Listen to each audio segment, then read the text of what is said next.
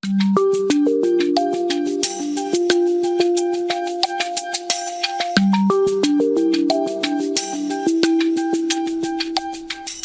I'm Sophia Hernandez. Thank you for joining us for this very special heads up about the upcoming solar eclipse.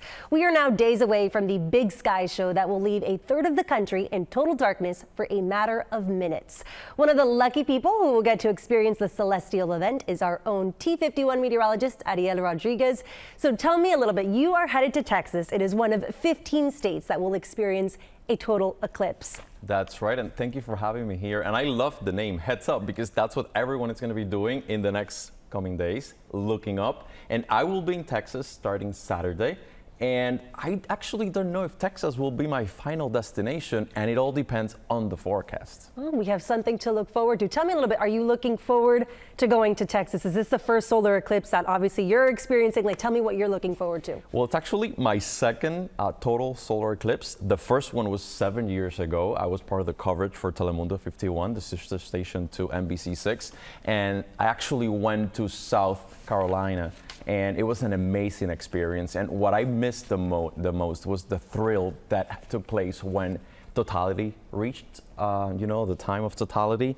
Everyone was in awe, and there was this frenzy, and it was such a good feeling. It was actually amazing. Yeah, and I know people here in South Florida obviously are looking forward to take part in a similar experience to what you experienced many years ago.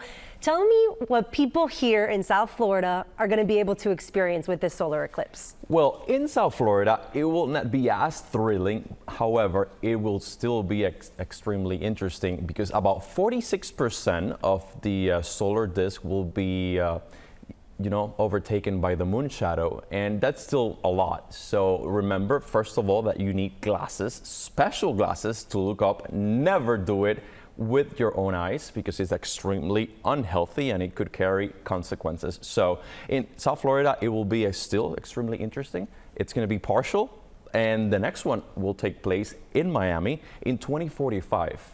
And that will be a total solar eclipse, 2045. And hopefully, I'm hoping to be here and enjoy that one as well. Yeah, and I'm sure many other people feel the same way. Tell me a little bit. Obviously, we live in Florida. Weather, we kind of, have to kind of see how it goes every single day. It changes. Will it rain? Will it not? For this kind of event, is it going to help or hinder seeing and viewing this solar eclipse? Right now, the forecast is really iffy. And not only for South Florida, all across the path of totality, we are forecasting cloudy skies.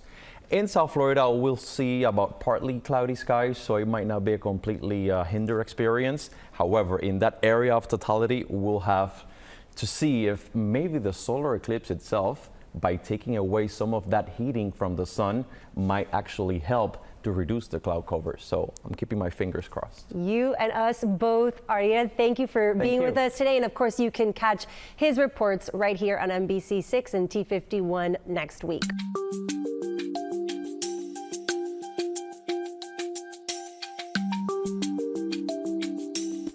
NASA is on a mission of its own involving the solar eclipse. It's deploying special teams to gather data to help them determine potential impacts solar heat and wind could have on our communications structures and power grids. National climate reporter Chase Kane explains. NASA mechanics make their final checks on one of the two planes which will chase the eclipse to study our sun. Piloting this WB-57, Tom Parent will never forget his first time flying through an eclipse. We've got the eye protection on, just like everybody's on the ground, right? They've got the little paper glasses and stuff. And once it went to totality, as I look up, it's like, I can't see anything. Well, of course, it was in totality. So I realized, I got to take my visor off. Then it was pretty fantastic to look at that for a couple minutes. NASA uses this plane for its experiments in part because it's tried and true. The WB-57 has been around since the 50s, but also because it can fly at 60,000 feet, well above any clouds, and also above about 90% of the Earth's atmosphere, so that's not getting in the way of these experiments. It's really hard to measure the sun in mid-wave infrared from the ground because our atmosphere absorbs that light. Amir Caspi is a solar astrophysicist whose instrument SAMI will be tucked into the nose of this plane. SAMI will focus on our sun's atmosphere, the corona, an approach he pioneered during the last total eclipse. Back when I did this in 2017, this was a crazy idea. We didn't know if it was going to work. We didn't know what we would get. And it was nail biting for quite some time. And then we got amazing data. I could see it coming down off the live satellite feed. And of course, we're using a new instrument that's more capable and is able to get us a richer set of data, a richer set of observations. One goal this year, to learn why the corona is millions of degrees hotter than the surface of the sun.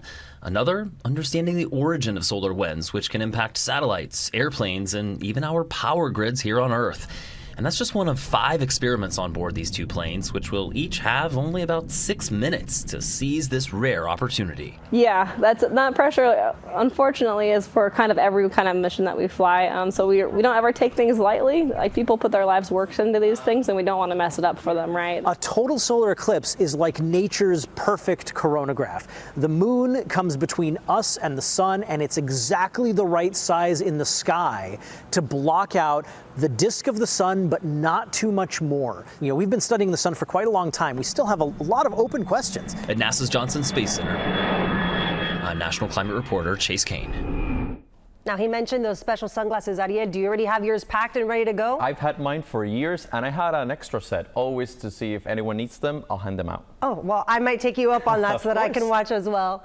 Again, you'll be able to see Ariel's live reports beginning on Monday afternoon as the eclipse begins to appear in Texas. That wraps it up for our preview of the upcoming solar eclipse. Thank you for watching, and we will have complete coverage of the astrological event on air and on all of our digital platforms Monday afternoon. Have a great day.